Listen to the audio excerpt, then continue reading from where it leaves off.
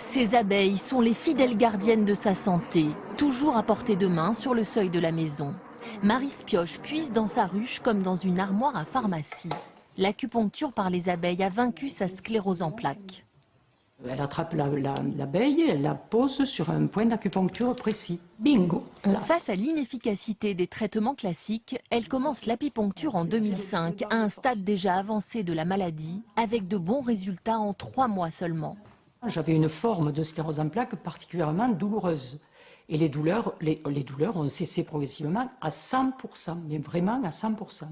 Cette ancienne championne de France d'athlétisme, habituée au défi, intensifie le traitement jusqu'à 40 piqûres 3 fois par semaine. En 2 ans, elle est déclarée guérie.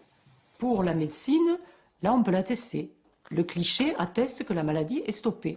Ce médecin a troqué ce jour-là sa blouse blanche pour la combinaison de l'apiculteur. Chez le docteur Touroud, les abeilles jouent les infirmières. C'est absolument pas dangereux dans la mesure où on n'est pas allergique.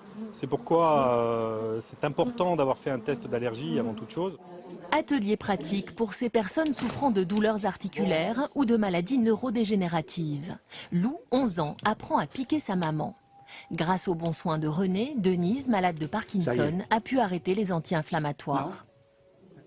Même si ça pique, même si ça brûle, le venin d'abeille semble bien apaiser les douleurs. Je suis mécano et j'ai des problèmes comme les tennisman. J'ai des problèmes au coude, au tendon.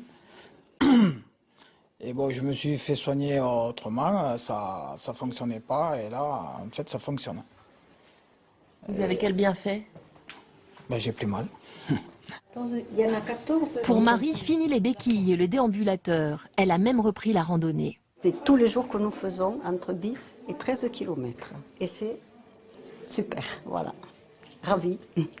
Donc, grâce à mes petites abeilles. 200 piqûres par jour, traitement de choc contre la polyarthrite de cette patiente chinoise.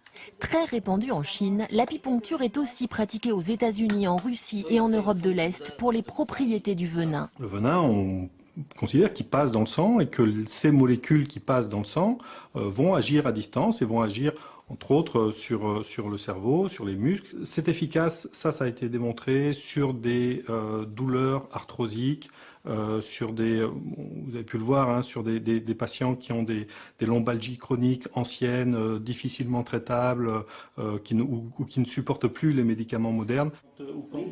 Encore balbutiante en France, cette pratique médicale doit toujours être encadrée par un professionnel.